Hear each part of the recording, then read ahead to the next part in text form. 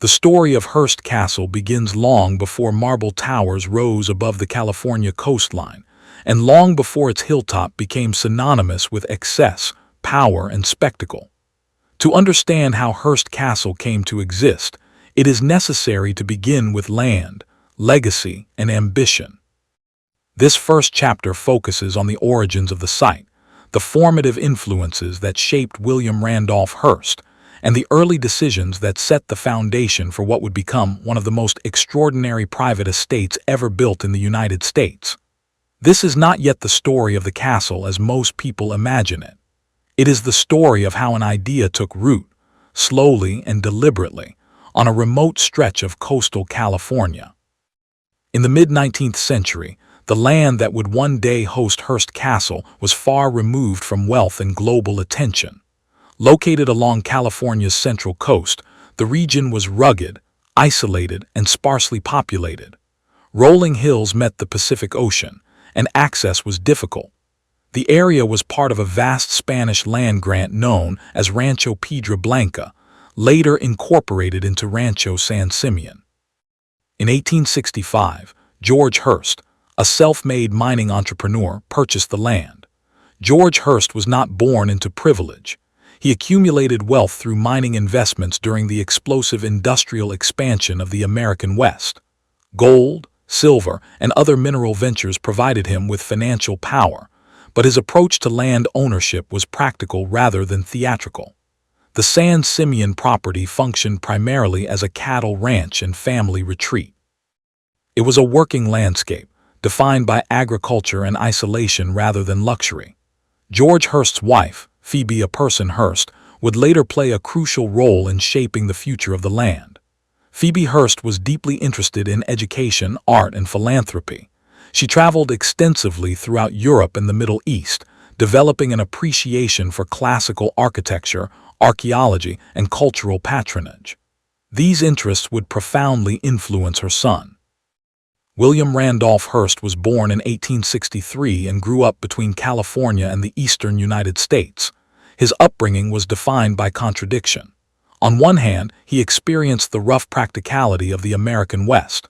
On the other, he was exposed to elite education and European culture. He attended Harvard University, where he developed a passion for literature, history, and spectacle. Though he never graduated, his time at Harvard shaped his worldview. He admired grandeur, symbolism, and the power of narrative. These qualities would later define both his media empire and his architectural ambitions. When George Hearst died in 1891, Phoebe Hearst inherited the San Simeon property. She expanded its operations and maintained it as a family retreat.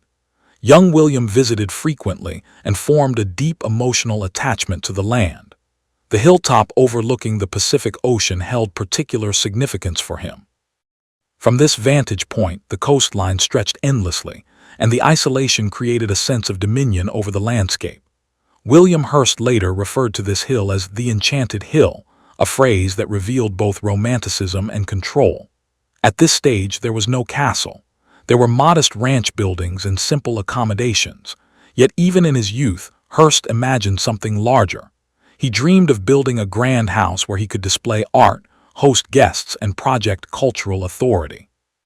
These ideas matured as his wealth expanded. By the early 20th century, William Randolph Hearst had become one of the most powerful figures in American media. Through aggressive expansion, sensational journalism, and political influence, he built a newspaper empire that reached millions of readers. His wealth grew rapidly, and so did his appetite for collecting art and architecture. Hearst traveled extensively through Europe, purchasing tapestries, ceilings, fireplaces, sculptures, and entire rooms from historic buildings. He acquired objects at an industrial scale, driven by a belief that European cultural heritage could be transplanted to America. Yet despite his vast holdings, Hearst lacked a single monumental space to display them. That need would eventually transform San Simeon. In 1919, Hearst made a decisive move. He commissioned architect Julia Morgan to design a residence on the hilltop at San Simeon. Julia Morgan was already a pioneering figure. She was the first woman licensed as an architect in California and the first woman to study architecture at the École des Beaux-Arts in Paris. Morgan was highly skilled, technically precise, and capable of managing massive, long-term projects.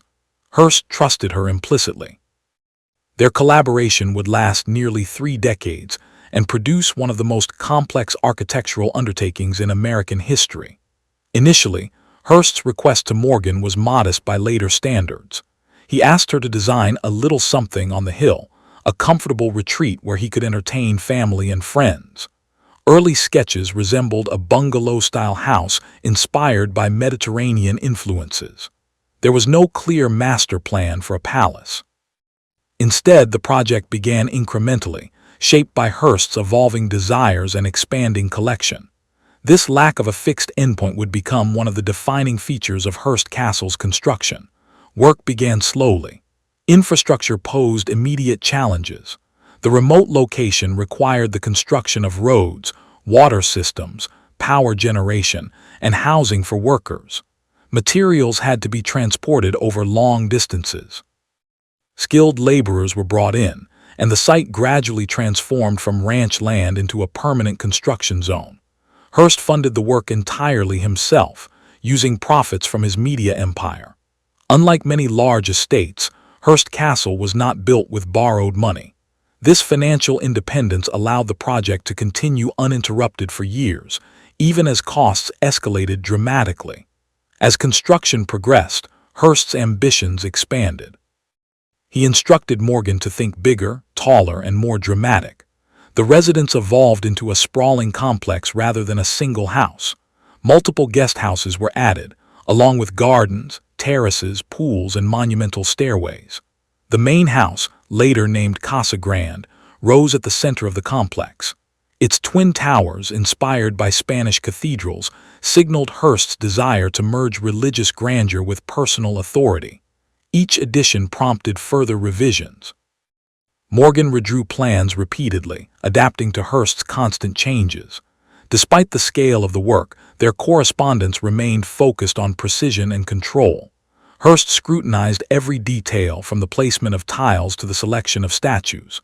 He was not an architect, but he possessed a powerful visual imagination and an obsession with historical reference. By the early 1920s, Hearst Castle was no longer simply a home. It was becoming a stage. The estate was designed to host Hollywood stars, politicians, journalists, and foreign dignitaries. Guests were meant to be overwhelmed. The architecture, the art, the isolation, and the scale all reinforced Hearst's position as a cultural monarch. Yet the castle was never officially completed. Construction continued for decades, with sections finished, altered, and expanded in cycles. Hearst treated the estate as a living project rather than a finished monument. During this period, the castle existed in a state of perpetual becoming. The story of Hearst Castle is therefore not just about architecture, but about control, accumulation, and self-mythology. Hearst used space the same way he used newspapers. He curated perception. He assembled fragments of history into a new narrative centered on himself. The hilltop became an extension of his identity, projecting permanence and authority in a rapidly changing world. However, this power was not without contradiction. While Hearst Castle rose in splendor, the broader world was entering periods of instability. Labor unrest, economic inequality, and political tension defined the early 20th century. Hearst's newspapers both shaped and exploited these tensions. The castle stood apart from these realities, insulated by wealth and geography. That separation would later become a source of criticism and fascination. This first chapter ends before the castle reaches its full form. At this stage, Hearst Castle is an idea taking physical shape, driven by a man whose ambitions extended far beyond conventional domestic life. The foundations are laid, the hilltop is transformed, and the collaboration between Hearst and Julia Morgan is fully underway. What emerges next is the castle's golden age, when power, celebrity, and spectacle converged on the California coast, turning a private estate into a symbol recognized around the world. By the early 1920s, Hearst Castle had moved beyond the realm of a personal retreat and entered a new phase defined by scale, momentum, and intention. What began as a vague desire for a hilltop home was now accelerating into a vast architectural enterprise, one that mirrored William Randolph Hearst's expanding influence in American life. This second chapter focuses on the period when the estate took on its recognizable form, when Julia Morgan translated Hearst's restless imagination into stone, concrete, and steel, and when San Simeon began to function not just as a construction site, but as a working social machine. At this point, Hearst's wealth was enormous and still growing. His media empire stretched across the United States, shaping public opinion and generating profits that allowed him to spend without immediate constraint. Unlike industrialists who built singular monuments to mark the end of their careers, Hearst built continuously, treating architecture as an evolving process rather than a final statement. This approach placed extraordinary demands on Julia Morgan. She was required to design buildings that could be expanded, modified, or partially dismantled without compromising structural integrity. Reinforced concrete became the backbone of the project, chosen for its strength, flexibility, and resistance to earthquakes. Beneath the romantic surface of Mediterranean Revival architecture was a thoroughly modern engineering system. Casa Grande, the main house, began to dominate the hilltop during this period. Its massing was deliberate and hierarchical, rising above the guest houses and terraces like a visual anchor. The twin bell towers, inspired by the Church of Santa Maria la Mayor in Ronda, Spain, were not replicas but reinterpretations, adjusted to fit Hearst's vision and the California landscape. Hearst was not interested in historical accuracy for its own sake. He wanted atmosphere, authority, and emotional impact. Each architectural reference was filtered through his desire to impress and control. As the main house grew, so did the supporting structures. Casa del Mar, Casa del Monte, and Casa del Sol were constructed to house guests, each with its own identity and layout. These were not secondary buildings in any ordinary sense. They were lavishly appointed, filled with art, and positioned to offer sweeping views of the ocean and hills. Hearst intended his guests to feel both honored and disoriented, welcomed yet reminded that they were visitors in a carefully curated world. The estate's layout reinforced this dynamic. Guests were separated from Hearst's private quarters, yet always within reach of spectacle. One of the defining features of this era was the integration of Hearst's art collection into the architecture itself. He did not simply hang paintings on walls. He embedded ceilings, doorways, and entire rooms into the structures. Medieval choir stalls became dining room features. Renaissance fireplaces were reconstructed stone by stone. Tapestries lined walls not as decoration, but as insulation and status symbols. This method created spaces that felt ancient and timeless, despite being newly assembled. It also created logistical nightmares. Many artifacts arrived damaged or incomplete. Morgan and her team had to adapt dimensions, reinforce fragile materials, and sometimes fabricate missing elements. The result was a hybrid architecture that blurred the line between preservation and invention. During this period, the gardens and outdoor spaces began to take shape as well. Hearst viewed the landscape as an extension of the architecture. Terraces were carved into the hillside, fountains were installed, and formal gardens were laid out with geometric precision. Water was a recurring motif, symbolizing both luxury and control in a region where water access required significant engineering. Reservoirs, pipelines, and pumping systems were constructed to sustain the estate's needs. The Neptune Pool, though not yet complete in its final form, was conceived during this time. It was envisioned as a classical temple of leisure, framed by colonnades and statuary, merging ancient symbolism with modern indulgence. The pool was redesigned multiple times, expanded, demolished, and rebuilt, reflecting Hearst's inability to settle on a final vision. This constant revision was a hallmark of the project and a source of both frustration and creative challenge for Morgan. As construction intensified, San Simeon became a small, self-contained community. Hundreds of workers lived on or near the site, including craftsmen, engineers, gardeners, and laborers. Hearst maintained strict control over operations, issuing detailed instructions through letters and telegrams. He was often absent physically, conducting business elsewhere, but his presence was felt everywhere. Decisions about tile colors, furniture placement, and architectural details flowed from him with relentless frequency. Morgan acted as both translator and mediator, converting Hearst's abstract desires into buildable reality while managing the practical limits of time, materials, and labor. Despite the intensity of work, the castle began to host guests even before construction was complete. Hearst believed the estate should be used, not admired from afar. Weekends at San Simeon became legendary.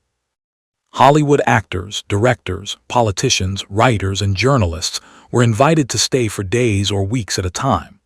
Life at the castle followed a rigid yet indulgent rhythm.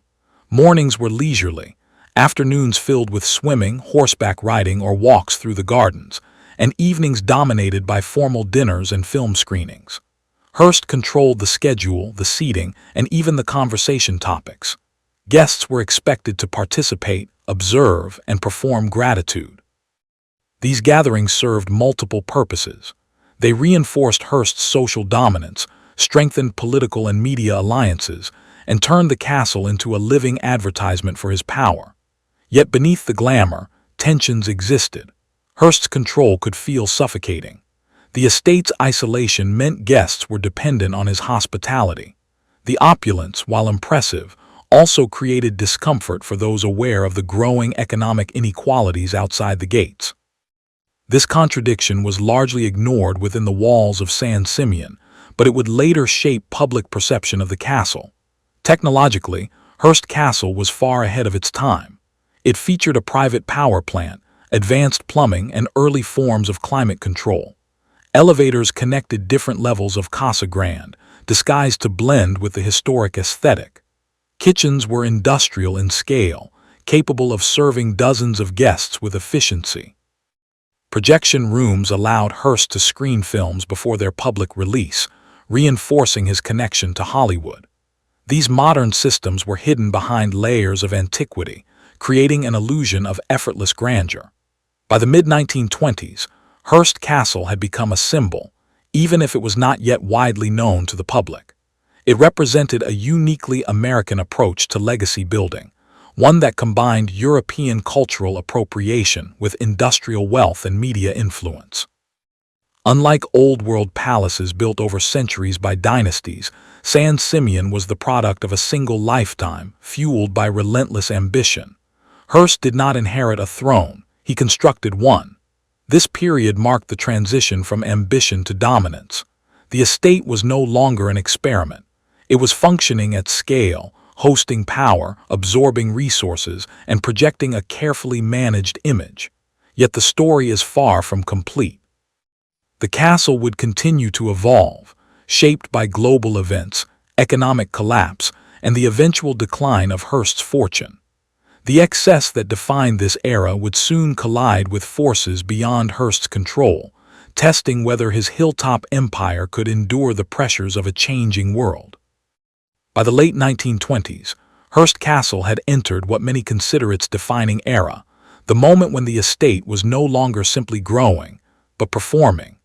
This third chapter centers on the peak years of San Simeon, when William Randolph Hearst stood at the height of his cultural power, when the castle became a revolving stage for celebrity and influence, and when its excess reached a level that bordered on the unreal.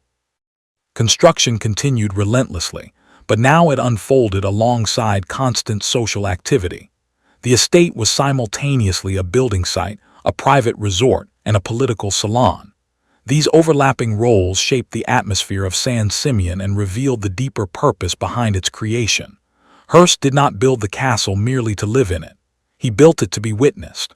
During this period, Casa Grande approached its mature form. The exterior was largely defined, though details were still in flux. Inside, rooms grew denser and more theatrical. Ceilings imported from Europe were installed above reinforced concrete walls. Floors were paved with ancient tiles arranged into new patterns. Lighting was carefully staged, often indirect, designed to dramatize space rather than illuminate it evenly. The effect was deliberate. Hearst wanted guests to feel as though they were moving through history, even though that history had been disassembled, shipped across an ocean, and reassembled under his direction. The castle was not a museum in the traditional sense. Objects were not labeled or contextualized. Instead, they were absorbed into daily life. Guests dined beneath centuries-old beams, slept beside Renaissance tapestries, and walked past Roman statues on their way to breakfast. This normalization of excess was part of Hearst's strategy. By embedding extraordinary artifacts into ordinary routines, he transformed privilege into environment. It was not something to be admired from a distance. It was something to inhabit. Social life at San Simeon followed a strict but unspoken hierarchy. Hearst was always at the center. Guests were assigned rooms without consultation. Seating at dinner was carefully planned. Conversation flowed outward from Hearst's interests, whether politics, film, or world events. Even leisure was orchestrated. Swimming times, horseback rides, and movie screenings were scheduled to maximize shared experience. The castle operated as a closed system, where Hearst controlled not only the space, but the rhythm of time itself. For many guests, the experience was intoxicating. Hollywood figures such as Charlie Chaplin, Marion Davies, and Greta Garbo became regular visitors. Directors, studio executives, and writers followed. Politicians and foreign dignitaries arrived as well, drawn by Hearst's influence and the promise of access. San Simeon blurred the line between entertainment and power. Deals were not always made explicitly, but relationships were shaped in an environment designed to impress and oblige. The castle functioned as an informal extension of Hearst's media empire, reinforcing loyalty through hospitality. Marion Davies, Hearst's long-term partner, played a significant role during this era. Though often misrepresented by history, Davies was a stabilizing presence at San Simeon. She acted as a social intermediary, easing tensions, encouraging conversation, and softening Hearst's authoritarian tendencies. Many guests found her warmth more approachable than Hearst's intensity. Her influence helped sustain the castle's social life, particularly during extended stays when the rigid structure might otherwise have become oppressive. Davies also had her own residence on the estate, though it was less monumental than Casa Grande. Architecturally, the estate continued to evolve. One of the most ambitious projects of this period was the Roman pool. Unlike the Neptune pool, which celebrated outdoor spectacle, the Roman pool was an interior space inspired by ancient bathhouses.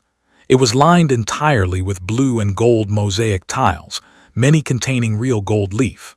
The pool's vaulted ceiling, reflective surfaces, and controlled lighting created an atmosphere of enclosed luxury. It was a space designed for awe rather than recreation.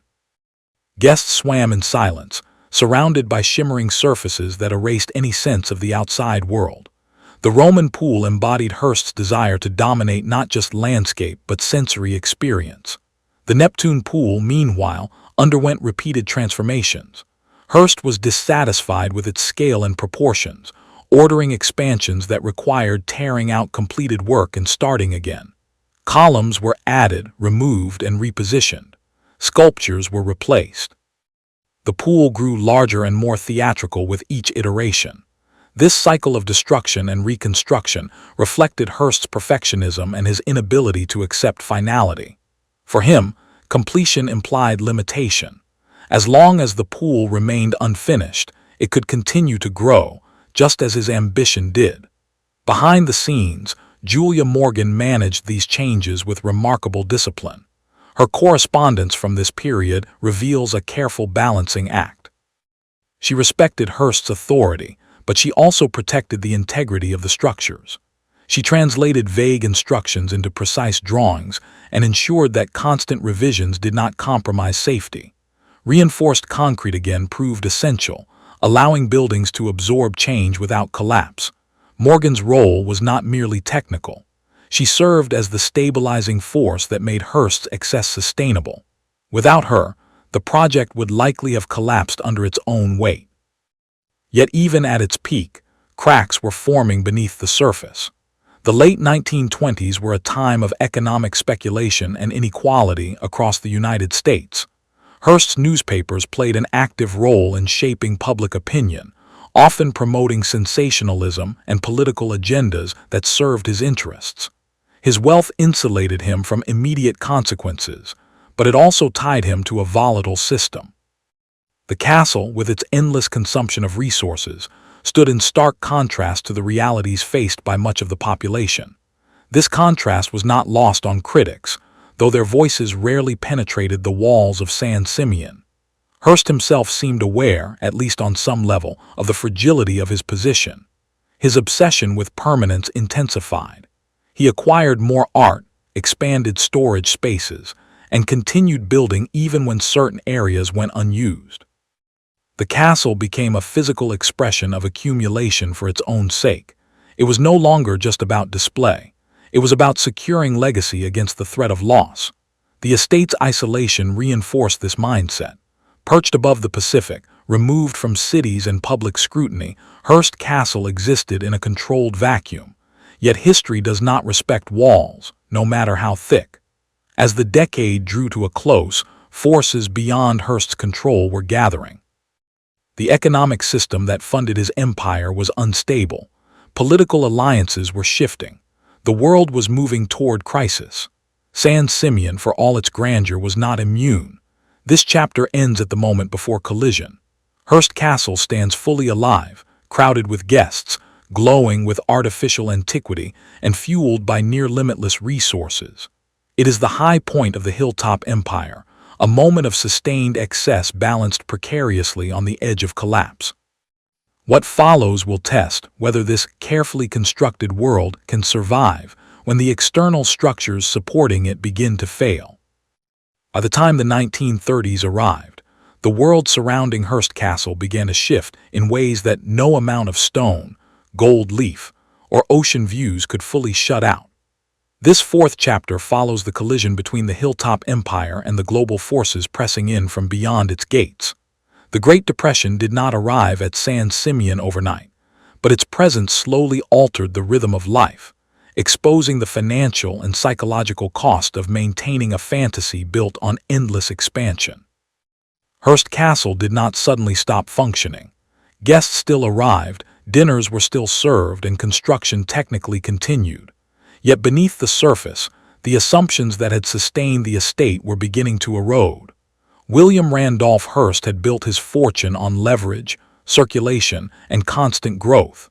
When advertising revenues collapsed and credit tightened, the foundations of his empire weakened. The castle, once a symbol of unstoppable momentum, became a financial burden of historic proportions. At the start of the decade, Hearst attempted to maintain normalcy. He resisted scaling back, believing that contraction would signal weakness. Construction orders continued, though at a reduced pace. Julia Morgan received fewer instructions for dramatic expansions and more requests for consolidation and completion. Areas long left unfinished were suddenly expected to be stabilized and made usable. The tone of Hearst's correspondence changed subtly. Where once he demanded bigger and grander, he now emphasized efficiency, durability, and restraint, though without ever fully abandoning extravagance. The Neptune pool, emblematic of excess, was finally pushed toward a more finalized form during this period, not because Hearst was satisfied, but because the cost of endless revision had become impossible to justify. Financial pressure reshaped social life at San Simeon as well. Guest lists grew smaller. Stays became shorter. The easy flow of Hollywood celebrities slowed as studios tightened budgets and public sentiment turned against overt displays of wealth. Hearst remained influential, but his dominance was no longer absolute. Political figures became more cautious. Journalists were more willing to criticize him openly. The castle, once a place where power converged effortlessly, now felt increasingly detached from the realities shaping the nation. This isolation, once a strength, began to feel like a liability. Marion Davies remained a central presence, offering continuity and emotional stability. She absorbed much of the social tension, smoothing over the discomfort created by reduced spectacle and heightened awareness of economic suffering beyond the gates. Davies herself became a target of criticism during this era, often unfairly blamed for Hearst's spending and portrayed as a symbol of indulgence. In reality, her role at San Simeon became more pragmatic. She supported efforts to economize, encouraged quieter gatherings, and helped maintain morale among staff and guests. Her presence kept the castle from becoming emotionally hollow, even as its grandeur grew harder to justify. The staff at San Simeon felt the changes acutely. While Hearst made efforts to avoid mass layoffs, wages were scrutinized and operations streamlined. The castle's self-contained economy became more rigid. Supplies were monitored closely. Repairs were delayed. Some areas of the estate fell into partial disuse, maintained but no longer actively celebrated. The illusion of endless abundance gave way to careful management. Yet even in restraint, the scale of Hearst Castle remained staggering. Few private residences in the world required such resources simply to exist. Architecturally, this period marked a subtle shift from expansion to preservation. Julia Morgan focused on reinforcing existing structures, improving drainage, and addressing long-term wear caused by coastal weather. The castle's location, while visually commanding, exposed it to wind, salt air, and seismic risk. Maintenance became a constant battle. Morgan's engineering foresight proved invaluable. Reinforced concrete and flexible structural systems helped the estate withstand environmental stress, even as budgets tightened. Her work during this era was less visible than the grand designs of earlier years, but it was essential to the castle's survival. Hearst himself began to spend less time at San Simeon. Health issues emerged, compounded by stress and overwork. He delegated more responsibilities, both in his media empire and at the estate. This physical absence altered the castle's atmosphere. Without Hearst's constant oversight, the rigid social choreography loosened slightly. Guests experienced more freedom, though the underlying hierarchy remained. The castle felt less like a command center and more like a retreat struggling to define its purpose in a changed world. Public perception of Hearst shifted dramatically during the 1930s. His newspapers, once dominant, faced increased competition and criticism. Political positions that had once amplified his power now alienated segments of the population. The image of Hearst Castle as a symbol of excess hardened in the public imagination. It became shorthand for inequality, indulgence, and detachment. Hearst was acutely aware of this narrative, even if he rarely acknowledged it directly. The castle, which he had intended as a monument to cultural authority, now carried unintended symbolic weight. It represented the risks of overreach in an era demanding restraint. Despite these pressures, Hearst refused to abandon San Simeon. The estate remained emotionally significant, a place where he had invested not just money but identity. He continued to acquire art, though more selectively. He rearranged interiors, seeking renewed meaning in familiar spaces. The castle became inward-facing, less concerned with impressing outsiders and more focused on sustaining a sense of personal legacy. This inward turn marked a psychological shift. Hearst was no longer building toward an imagined future. He was managing decline while attempting to preserve dignity. Globally, the decade moved toward further instability. Political tensions in Europe escalated. Economic recovery remained uneven. These developments filtered into conversations at San Simeon, altering the tone of dinners and gatherings. The castle's guests were no longer insulated from the anxieties of the time. The sense of timelessness that Hearst had worked so hard to cultivate began to fracture. History, which he had tried to curate and contain within stone walls, was asserting itself in unpredictable ways. This chapter closes with Hearst Castle still standing, still magnificent but fundamentally changed. The hilltop empire has survived its first major test, though not without cost. The assumptions that fueled its creation have been challenged, and its future is uncertain. The castle has shifted from a symbol of limitless expansion to a fragile stronghold of memory and persistence. What comes next will further redefine its purpose, as war, age, and legacy reshape both the man and the monument he built. As the 1930s gave way to the 1940s, Hearst Castle entered a period defined less by ambition and more by endurance. This fifth chapter follows the estate through World War II and the gradual transformation of San Simeon from a stage of power into a place of retreat, reflection, and quiet persistence. The war did not bring bombs to the California coast, but it reshaped priorities, resources, and identities across the nation. For William Randolph Hearst and his hilltop empire, the conflict accelerated changes already underway, pushing the castle further away from its original purpose and closer to an uncertain future. By the early 1940s, Hearst's financial situation had deteriorated significantly. Years of declining revenues, compounded by debt and the lingering effects of the Great Depression, forced difficult decisions. Construction at Hearst Castle slowed to a near halt. Major expansion ceased entirely. Julia Morgan's role shifted again, this time toward maintenance, stabilization, and the careful management of what already existed. The era of endless building was over. What remained was an immense, partially unfinished estate that required constant care simply to remain functional. Hearst was now in his late 70s, and his health continued to decline. He spent far less time at San Simeon, often residing elsewhere for extended periods. When he did visit the castle, his stays were shorter and quieter. The boisterous gatherings of Hollywood stars and political figures faded into memory. Wartime travel restrictions, rationing, and public sentiment made such displays impractical and inappropriate. The castle, once filled with conversation and performance, grew noticeably still. Silence became part of its character. During the war, portions of the estate were offered for use by the United States government. While Hearst Castle was never fully converted into a military facility, its grounds and infrastructure supported limited wartime functions, including housing for personnel and logistical support.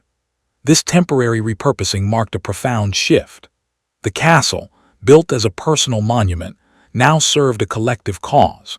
Though this use was limited, it symbolized the broader transformation of the estate from private indulgence to public relevance, a transition that would later become permanent. Marion Davies remained closely involved during this period, particularly as Hearst's health worsened. She managed many practical matters related to his care and the operation of the estate. Her role evolved from social facilitator to caretaker, both of Hearst himself and of the environment he could no longer fully control.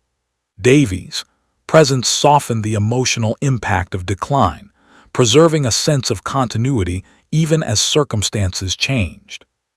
Despite decades of misrepresentation, her loyalty and organizational competence were essential during these years. Architecturally, the war years left a visible imprint on Hearst Castle. Projects abandoned mid-construction remained frozen in time. Decorative plans were shelved indefinitely. Certain rooms were never completed according to Hearst's original vision. This incompleteness became part of the castle's identity. Unlike European palaces shaped over centuries, San Simeon now bore the marks of interruption, a reflection of modern history's abrupt shifts. The estate no longer pretended to timelessness. It embodied pause. Hearst's vast art collection posed another challenge. Storage, preservation, and security became pressing concerns as resources tightened. Some items were relocated. Others remained crated or displayed in spaces never fully finished. The collection, once a symbol of accumulation without limit, now demanded careful stewardship. Hearst became increasingly preoccupied with the fate of his possessions. Questions of legacy moved from abstract to urgent. Who would maintain the estate? Who would protect the collection? What would happen when he was gone? These concerns weighed heavily, even if rarely voiced aloud. Public attitudes toward wealth and power continued to shift during the war. Sacrifice, unity, and restraint became dominant cultural values. In this context, Hearst Castle stood as an artifact of a previous era, its extravagance at odds with the national mood. Hearst himself was aware of this dissonance. His newspapers adjusted tone, emphasizing patriotism and collective effort. Yet the castle could not be rewritten so easily. It remained physically unchanged, a reminder of ambition shaped by different assumptions. This growing gap between perception and reality further isolated the estate from contemporary life. As the war progressed, Hearst's involvement in daily operations diminished further. Decision-making was increasingly delegated to advisors, family members, and trustees. The castle functioned more as a preserved environment than an active project. Maintenance crews worked quietly, ensuring roofs held, systems functioned, and gardens survived. The Neptune pool and Roman pool, once stages of spectacle, were used sparingly or not at all. Their stillness emphasized scale rather than activity, turning them into contemplative spaces rather than social ones. The end of World War II marked another turning point. Victory brought relief and optimism to the nation, but it did not restore Hearst's fortunes or reverse time. He was now an aging figure in a rapidly modernizing world. Television was emerging as a new media force. Print journalism faced new challenges. The cultural authority Hearst once wielded had fragmented. San Simeon, perched above the Pacific, seemed increasingly detached from the future unfolding below. Hearst Castle became less about influence and more about memory. The estate now functioned as a repository of personal history, frozen moments, and unresolved intentions. Hearst continued to visit when he could, drawn by emotional attachment rather than ambition. The hilltop still held meaning, but it no longer promised renewal. Instead, it offered familiarity. In its corridors and terraces, Hearst confronted the totality of his life's work, both triumphs and excesses embedded in stone. This chapter ends with Hearst Castle standing intact but transformed. It has survived economic collapse and global war, yet it no longer drives forward. The estate exists in suspension, awaiting a decision that Hearst himself may no longer be able to make. The question of what the castle will become, private relic or public institution, looms larger with each passing year. The next chapter will confront that question directly, as age, illness, and legacy force a final reckoning between the man and the monument he created. By the late 1940s, Hearst Castle had reached a moment that William Randolph Hearst had spent much of his life trying to avoid: finality. This sixth chapter follows the slow, irreversible transition from ownership to relinquishment, from control to inevitability. The hilltop empire still stood in full physical form, but its creator no longer had the strength, resources, or time to sustain it as a private world. What unfolded during these years was not a dramatic collapse, but a gradual withdrawal, marked by illness, legal complexity, and the growing realization that Hearst Castle could not survive as it had been conceived. The estate's future was no longer a matter of design or ambition. It was a matter of survival beyond its builder. William Randolph Hearst's health deteriorated significantly after the war. A series of strokes left him weakened and increasingly dependent on others. His mobility was limited, his energy diminished, and his ability to oversee operations directly was effectively gone. In 1947, Hearst made what would become his final departure from Hearst Castle. Though he did not publicly frame it as a farewell, the decision carried enormous emotional weight. San Simeon had been the physical embodiment of his identity. Leaving it meant accepting a loss of control that he had resisted his entire life. He relocated permanently to Beverly Hills, where medical care was more accessible. He would never return to the hilltop. With Hearst absent, the castle entered a new phase of existence, one defined by caretaking rather than command. Marion Davies accompanied Hearst during this period, remaining by his side as his health declined. Her role expanded further, now encompassing emotional support, coordination with doctors, and management of personal affairs. Davies also became deeply involved in decisions concerning Hearst's properties and collections. Though she held no formal power over Hearst Castle, her influence was substantial. She understood both the emotional significance of the estate and the practical impossibility of maintaining it indefinitely. Her efforts were directed toward minimizing chaos and preserving dignity, even as circumstances forced difficult choices. One of the most consequential developments of this period was the end of Julia Morgan's involvement. After nearly 30 years of collaboration, Morgan's work at San Simeon concluded quietly. There was no formal completion ceremony, no declaration that the castle was finished. Instead, correspondence simply slowed and then stopped. Morgan had given Hearst everything he had asked for, adapting endlessly to his changing desires. Now, with construction halted and Hearst incapacitated, there was nothing left for her to build. Her departure marked the true end of Hearst Castle as an active architectural project. What remained was an immense structure in need of a new purpose. Financial realities became impossible to ignore. The cost of maintaining Hearst Castle was staggering. Even without ongoing construction, the estate required a large staff, constant repairs, and extensive infrastructure support. Hearst's media empire, once capable of absorbing these costs, was no longer in a position to do so. Trustees and financial advisors began to examine options for reducing the burden. Selling the estate outright was considered but quickly dismissed.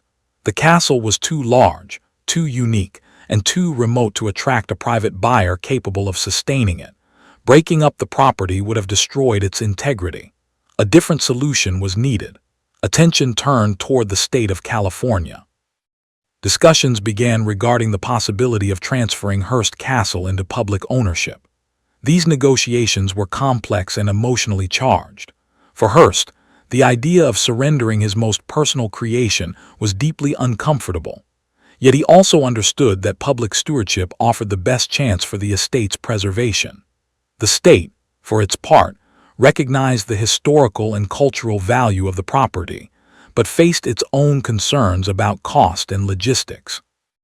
Talks moved slowly, shaped by legal frameworks, tax considerations, and Hearst's declining health. During this period, Hearst Castle existed in a kind of limbo. It was no longer a private residence in active use, but it was not yet a public site. Staff remained on hand to maintain the buildings and grounds. Gardens were trimmed, systems monitored, and collections protected. Yet the absence of Hearst's presence was palpable. Rooms once filled with conversation stood empty. Dining tables remained set but unused. The castle's scale, once animated by social life, now emphasized silence and distance. The estate began to resemble a preserved moment rather than a lived environment. Hearst himself was increasingly detached from daily decision-making. Legal documents were reviewed on his behalf. Advisors and trustees handled negotiations. His physical decline accelerated, and his attention turned inward. The question of legacy became unavoidable. Hearst had spent decades shaping narratives through his newspapers, but the narrative of his own life was now beyond editorial control. Hearst Castle, intended as a symbol of permanence, now confronted the reality that permanence required letting go. In August 1951, William Randolph Hearst died at the age of 88. His death marked the definitive end of an era. Though the castle still stood, its creator was gone, and with him the singular force that had driven its existence. The immediate aftermath was marked by legal proceedings and the formalization of arrangements that had been under discussion for years. In 1957, Hearst Corporation donated Hearst Castle, along with much of its surrounding land, to the state of California. The transfer was structured to preserve the estate while allowing the Hearst family continued use of certain areas for a limited time. This agreement balanced private legacy with public access, ensuring that the castle would survive intact. The transition from private estate to public monument was not instantaneous. The state faced the enormous task of adapting Hearst Castle for visitors while preserving its historical integrity. Infrastructure had to be updated, safety measures implemented, and interpretive frameworks developed. The castle was no longer meant to impress a select group of invited guests. It was now tasked with educating and accommodating the public. This shift required a fundamental rethinking of how the estate functioned. Hearst Castle was no longer a controlled environment of curated power. It was becoming a shared cultural space. This chapter closes at the moment of transformation. Hearst Castle has outlived its creator, but its identity is unresolved. It stands as both a personal monument and a public inheritance, carrying the weight of ambition, excess, and artistry into a new era. The hilltop empire has passed from private hands, but its meaning is still being negotiated. The final chapters will explore how Hearst Castle is reinterpreted, remembered, and contested in the decades that follow, as history reshapes the story it was built to tell. The next chapter of Hearst Castle's story unfolds after the death of its creator, in a period defined by reinvention, reinterpretation, and quiet tension between preservation and exposure. With William Randolph Hearst gone, the hilltop empire entered a life he never fully imagined. The estate was no longer an extension of a single man's will. It had become a public responsibility, a historical artifact, and a cultural symbol subject to scrutiny, debate, and mass visitation. This phase was not about building upward or outward, but about translating a deeply personal world into something the public could enter, understand, and judge. The transition from private estate to state-managed landmark reshaped Hearst Castle in ways as profound as any architectural addition. When the state of California formally took ownership in the late 1950s, the scale of the challenge became immediately clear. Hearst Castle was not a finished palace frozen neatly in time. It was a sprawling, partially incomplete complex filled with fragile art, aging infrastructure, and spaces designed for private spectacle rather than public circulation. The first priority was stabilization. Engineers, conservators, and historians were brought in to assess the condition of buildings, utilities, and collections. Decades of coastal exposure had taken a toll. Salt air corroded metal. Moisture threatened tapestries and woodwork. Earthquake risk loomed constantly. Preservation became an ongoing battle against both time and environment. At the same time, the state had to confront the question of interpretation. What exactly was Hearst Castle supposed to represent? Was it a triumph of architecture, a monument to excess, a cautionary tale about power, a museum of European art displaced to California? The answers were not simple, and they often conflicted. Early efforts focused on presenting the castle as a historic house museum, emphasizing its architectural beauty and artistic significance, while softening the more controversial aspects of Hearst's life and influence. Tour highlighted craftsmanship, design inspiration, and celebrity anecdotes. This approach made the estate accessible and appealing, but it also risked flattening its complexity. As public tour began, the physical experience of the castle changed dramatically. Spaces once navigated by a handful of invited guests were now traversed by thousands of visitors each year. Pathways were formalized, barriers installed, signage added. Rooms that had once felt intimate or theatrical became observational. Visitors were no longer participants in Hearst's curated world. They were observers, guided along prescribed routes, absorbing a narrative shaped by curators rather than a host. This shift altered the emotional texture of the estate. The castle became quieter in a different way, filled with footsteps and voices rather than controlled silence. The presence of the public introduced new pressures. Wear and tear increased. Conservation protocols grew stricter. Some areas were closed entirely to protect fragile materials. Decisions had to be made about what could be seen and what must remain hidden. The Roman pool, once a private sanctuary, became one of the most iconic images of the site. The Neptune pool, long reworked by Hearst, emerged as a centerpiece for visitors. These spaces, designed to overwhelm select audiences, now functioned as shared visual experiences, photographed endlessly and circulated globally. The castle's image escaped its physical boundaries, becoming part of popular culture. As decades passed, scholarly reassessment of Hearst gained momentum. Historians and journalists revisited his role in American media, politics, and culture with greater critical distance.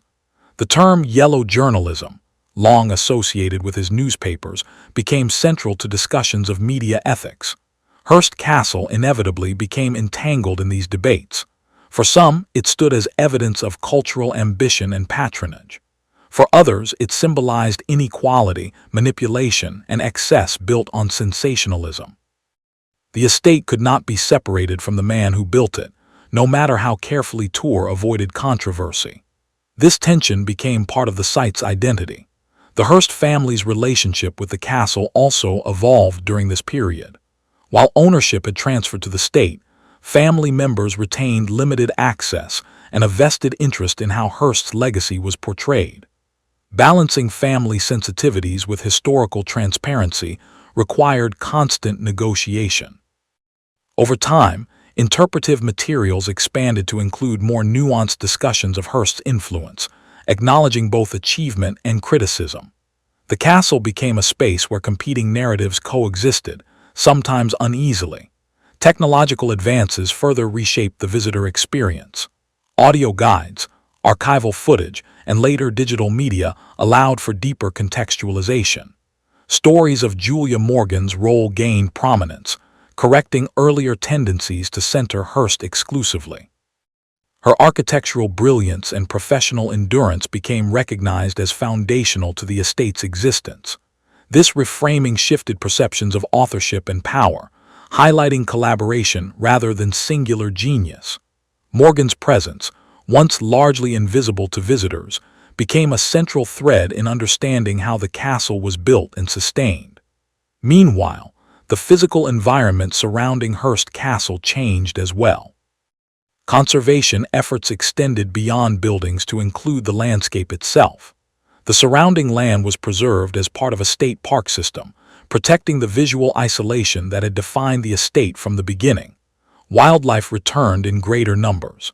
The hilltop remained removed from urban development, maintaining the sense of distance that Hearst had prized. This continuity allowed the castle to retain its commanding presence, even as its function transformed. By the late 20th century, Hearst Castle had become firmly embedded in public consciousness. It appeared in films, documentaries, textbooks, and travel literature. It was no longer merely a destination. It was a reference point, shorthand for a particular kind of American ambition. Visitors arrived with preconceived ideas shaped by media and myth. Some expected glamour, others expected critique. The castle absorbed these expectations, offering a physical space where imagination met reality. This chapter closes with Hearst Castle fully established as a public monument, yet still unresolved in meaning. It has survived its creator, adapted to institutional care, and entered the collective memory. But its story is not finished. Interpretation continues to evolve, shaped by cultural shifts, academic inquiry, and changing values. The final chapter will confront how Hearst Castle is understood today, how its legacy is negotiated in the present, and what its existence reveals about power, ambition, and the enduring human desire to leave something behind that cannot be ignored. The final chapter of Hearst Castle's story is not about construction, decline, or transition, but about meaning. Long after the last stone was set and long after William Randolph Hearst left the hilltop for the final time, the estate continues to evolve in a different way, shaped by interpretation, cultural change, and the questions people bring with them when they arrive. This chapter explores how Hearst Castle exists in the present, how its legacy is debated rather than settled, and why the hilltop empire endures as more than a relic of excess. Hearst Castle is no longer owned by ambition. It is owned by memory, scrutiny, and relevance. In the decades since becoming a public site, Hearst Castle has steadily shifted from spectacle to subject. Early Tour emphasized grandeur and celebrity, offering visitors a chance to marvel at scale and craftsmanship. Over time, however, the narrative deepened. Curators, historians, and preservationists began to confront the uncomfortable aspects of the story alongside the impressive ones. The castle became a place not just to admire, but to interrogate. Who was William Randolph Hearst? What kind of power did he wield? How was that power used, and at what cost? The estate itself does not answer these questions directly. It simply stands as evidence, leaving interpretation to those who walk its corridors. Modern visitors arrive with a different perspective than Hearst's original guests. They do not come seeking favor, access, or influence. They come seeking understanding. Many are aware of Hearst's role in shaping mass media, including his use of sensationalism and political pressure. Others are drawn by architecture, art history, or the sheer improbability of such a place existing at all. These overlapping motivations create a layered experience. The castle means different things to different people, sometimes simultaneously. For some, it represents cultural ambition and artistic preservation. For others, it symbolizes inequality and unchecked power. The site accommodates both readings without fully endorsing either. This ambiguity is part of its strength. Hearst Castle resists simple classification. Preservation has become one of the estate's central challenges and achievements.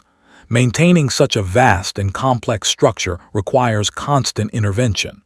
Conservation teams work continuously to stabilize materials, restore surfaces, and protect against environmental threats. Earthquakes remain a persistent concern, requiring ongoing reinforcement and monitoring. Climate change introduces new variables, from increased weather volatility to long-term impacts on coastal ecosystems. The castle's survival is no longer guaranteed by wealth or will, but by sustained public investment and expertise. Each generation must decide whether the effort is worth it. So far, the answer has been yes. One of the most significant shifts in recent years has been the reframing of authorship. Julia Morgan's role is now recognized as central rather than secondary. Exhibits, publications, and tour increasingly emphasize her architectural intelligence, engineering skill, and professional resilience. This recognition alters how the castle is understood. It is no longer seen solely as the product of a powerful man's whims, but as the result of a long-term collaboration between vision and discipline. Morgan's presence complicates the narrative of excess. It introduces themes of labor, craftsmanship, and problem-solving that counterbalance Hearst's appetite for scale. The castle becomes not just a monument to wealth, but a testament to sustained creative work. Hearst Castle also occupies a unique place in discussions about American identity. Unlike European palaces rooted in monarchy and inherited power, San Simeon was built by a private citizen using industrial wealth and media influence. It reflects a distinctly American form of empire, one based on narrative control rather than lineage. Hearst did not rule a country. He shaped perception. The castle, perched above the Pacific, becomes a physical metaphor for that position. It is elevated, isolated, and commanding, yet dependent on systems beyond its walls. This makes it a valuable case study in how power manifests in the modern world. The estate's relationship with popular culture continues to evolve. Hearst Castle has inspired fictional portrayals, most famously serving as a partial model for the mansion in Citizen Kane. That association has both amplified and distorted public understanding. While the film captures certain emotional truths about ambition and isolation, it also simplifies a far more complex reality. Hearst Castle exists beyond its cinematic shadow.